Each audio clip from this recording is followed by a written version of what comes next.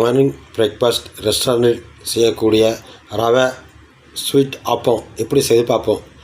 First 200 gram ரவை எடுத்துக்குவோம். 400 gram மைதா எடுத்துக்குவோம். தேவையான அளவு சுகர் போட்டுக்குவோம். ஏலக்காய் பவுட்ரு தேவையான அளவு போட்டுக்குவோம். 850 கிராம் சுகர் போட்டுக்குவோம்.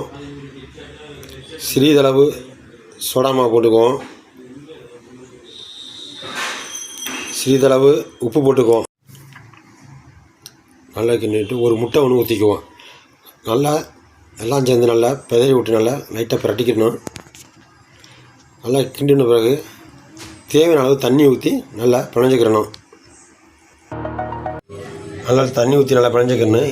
இட்லி மாவு பக்கத்துக்கு நல்லா பிணைஞ்சி ஒரு அரை மணி நேரம் இல்லை 3/4 மணி நேரம் வந்து நல்லா ஊற வச்சிடணும். அப்போ தான் ரவை வந்து நல்லா ஊறும் உங்களுக்கு. அப்போ வந்து நல்லா புசு புசுன்னு நல்லா உப்பி வரும் உங்களுக்கு. தண்ணியாக போச்சுன்னா எண்ணெய் குடிக்க ஆரம்பிச்சிடும். அந்த மிக்ஸ் பண்ணுறது மட்டும் நல்லா பக்குவமாக பார்த்து மிக்ஸ் பண்ணிக்கோங்க. நல்லா இந்த மாதிரி பக்குவமாக பிணைஞ்சிக்கிறணும். நல்லா பெரியவங்க முதல் சிறியவர்கள் நல்லா விரும்பி சாப்பிடுவாங்க. நல்லா இருக்கும், டேஸ்ட்டாகவும் இருக்கும். நல்லா உப்பி புசு புசுன்னு இருக்கும்.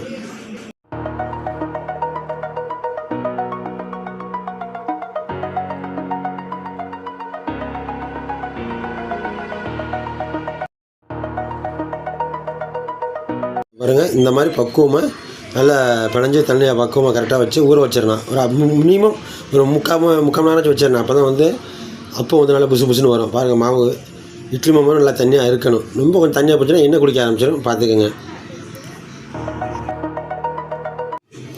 எண்ணெய் காஞ்சிருச்சு. இப்போ அப்பத்தை போட்டுக்குவோம்.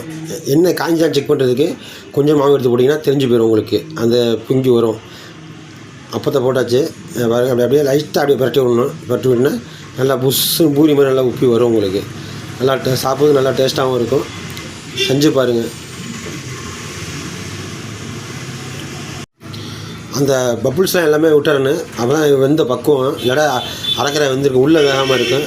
லோ ஃப்ளேமில் வச்சிங்கன்னா நல்லா ஃபுல்லாக நல்லா வெந்து புசு புசுன்னு உப்பி இந்த மாதிரி கலர் நல்லா சேஞ்ச் ஆகிரும். நல்லா வெந்துருச்சு. அப்படி நேரத்தை அரைச்சி எடுத்திங்கன்னா எண்ணெய் ஃபுல்லாக வடிஞ்சிரும்.